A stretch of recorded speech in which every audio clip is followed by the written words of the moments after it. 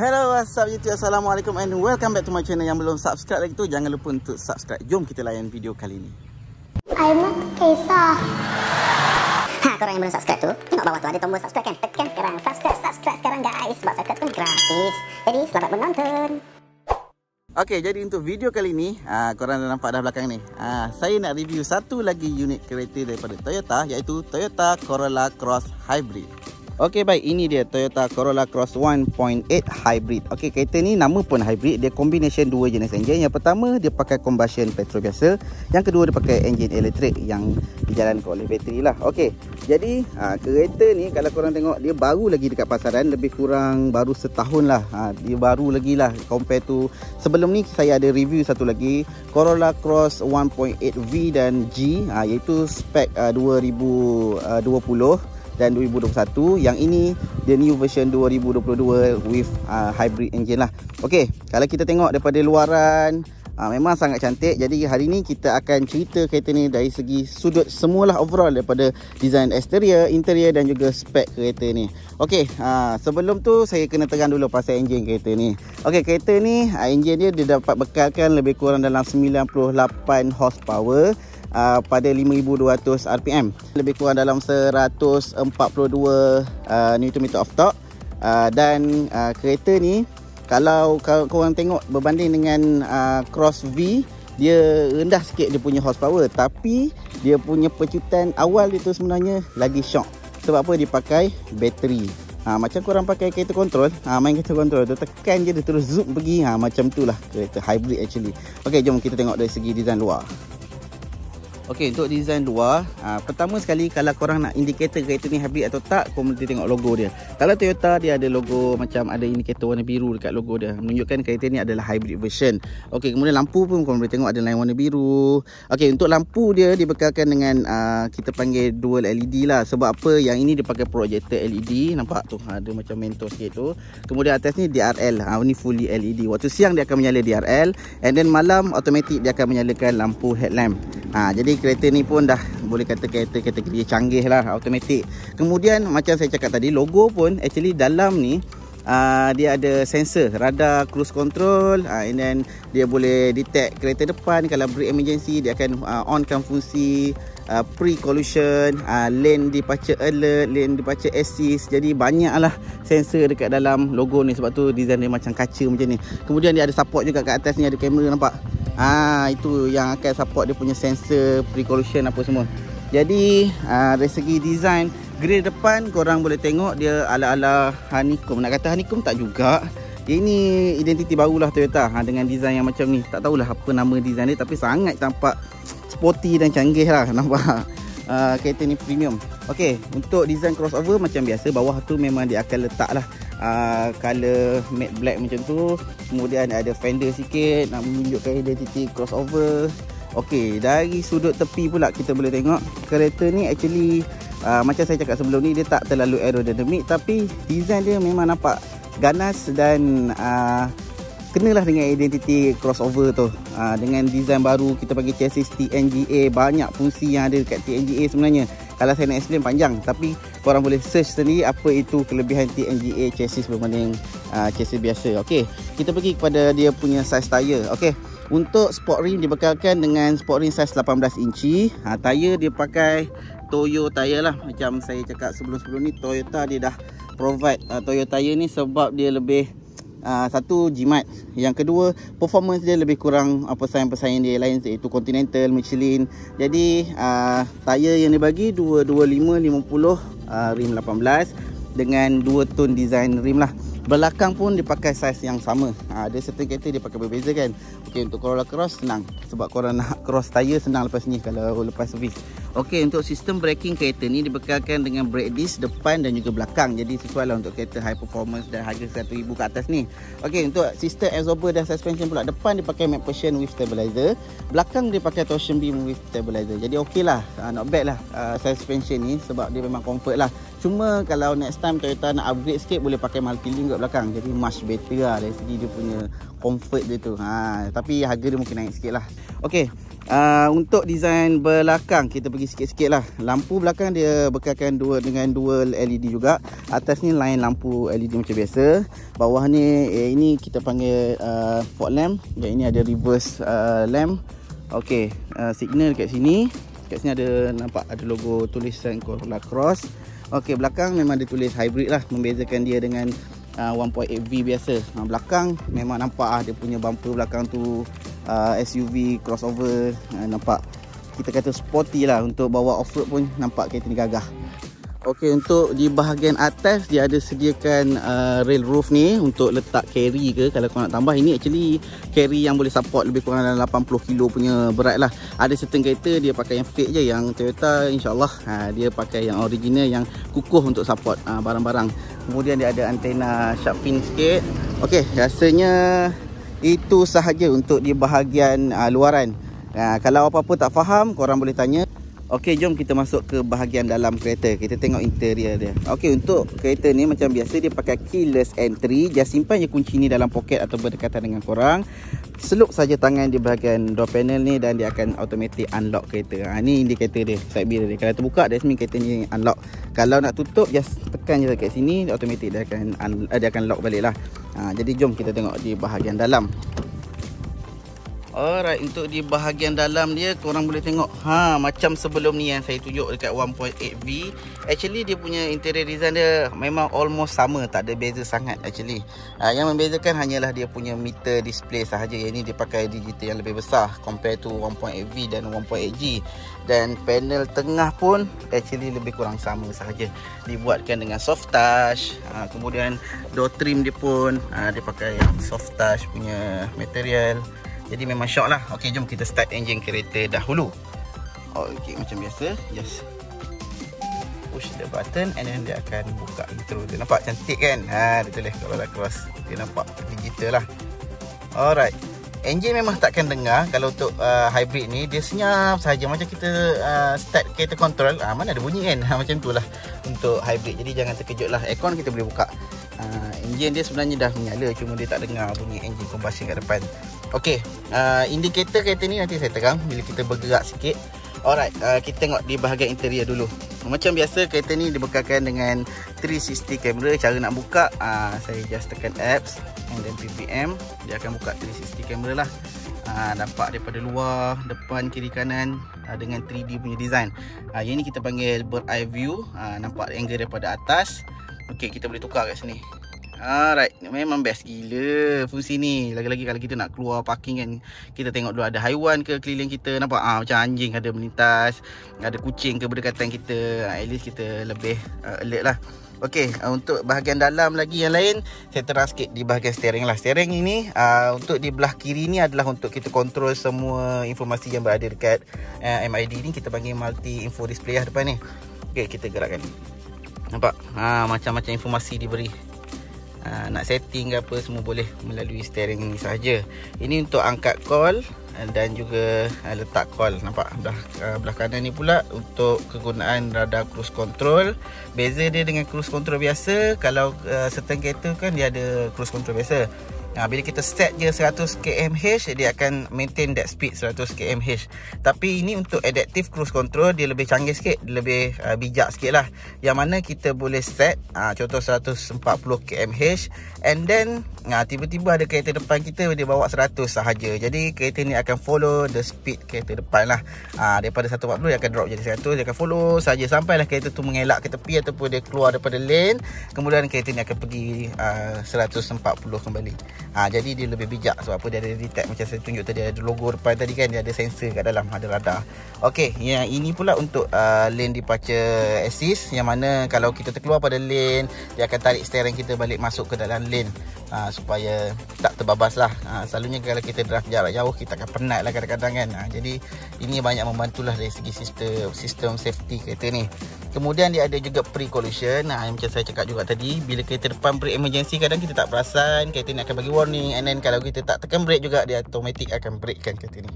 Alright, untuk sistem steering ni rasanya itu sahaja. Yang ini untuk radio lah, controlling radio. Alright, untuk bahagian depan ni, ini nampak design sikit Optitron actually, tapi dia nampak macam full panel LED lah.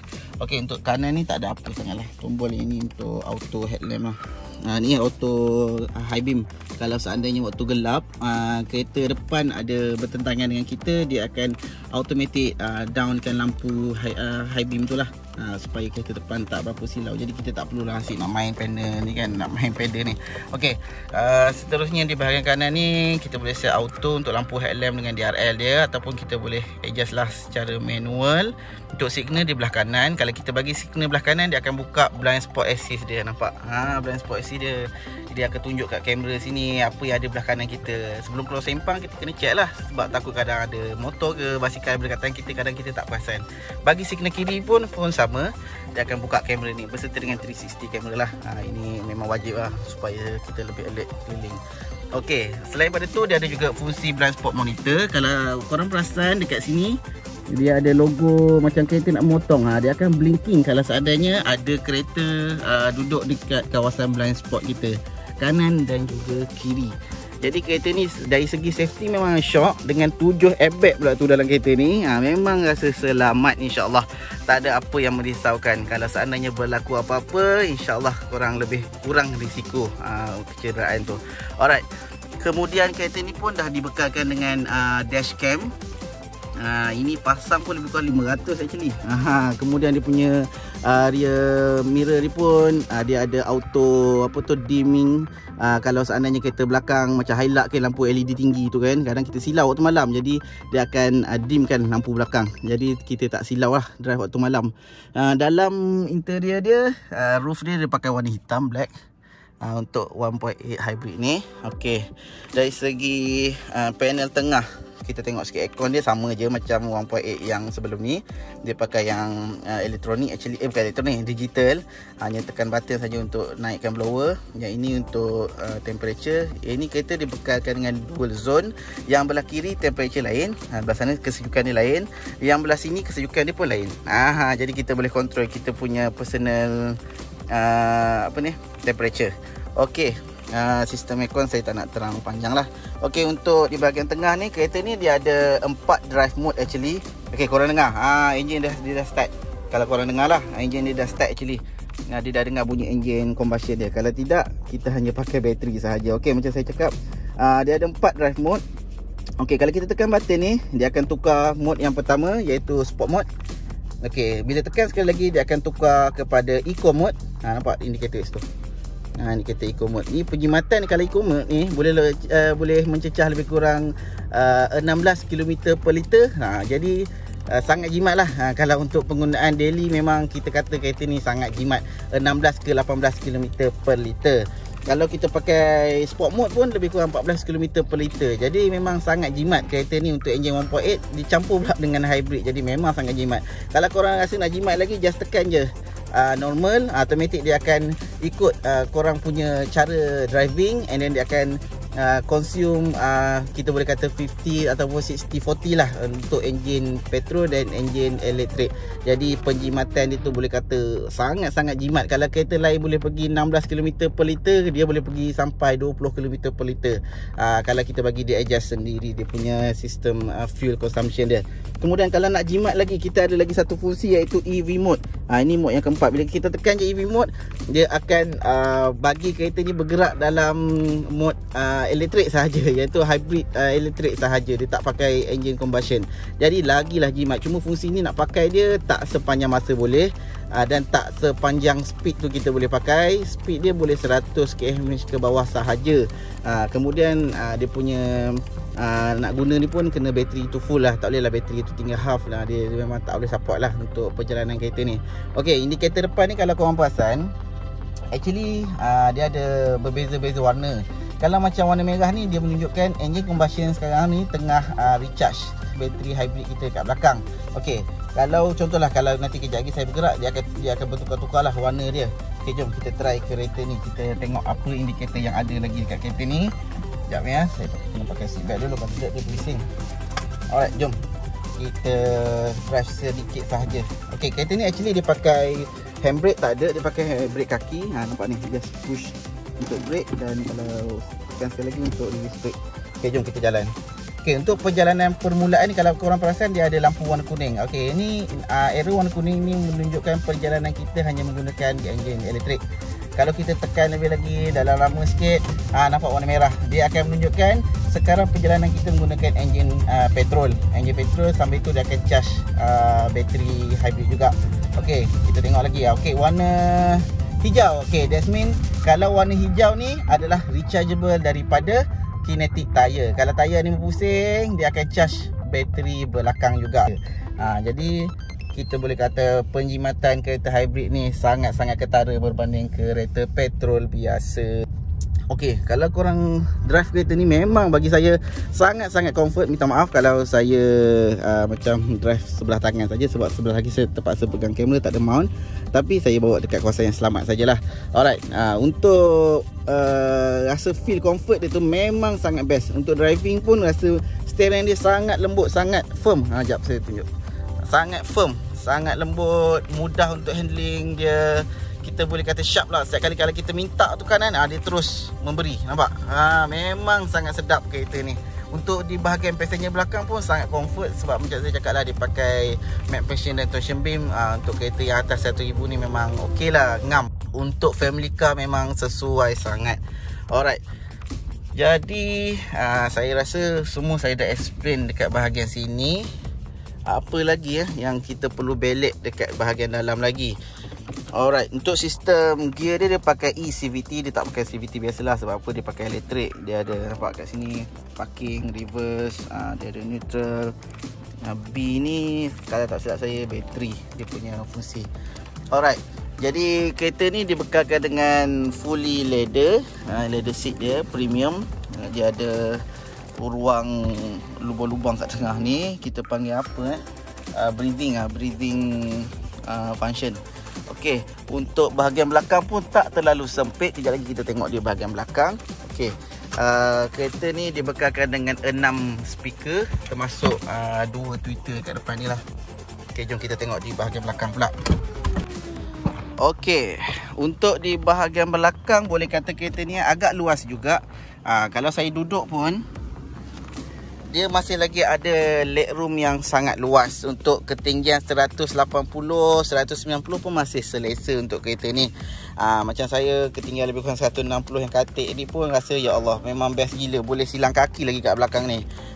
Jadi untuk bahagian belakang pun dibekalkan dengan aircon vent. Kalau korang perasan kat sini, dia ada 2 aircon vent. And then bawah dia ada 2 power USB supply.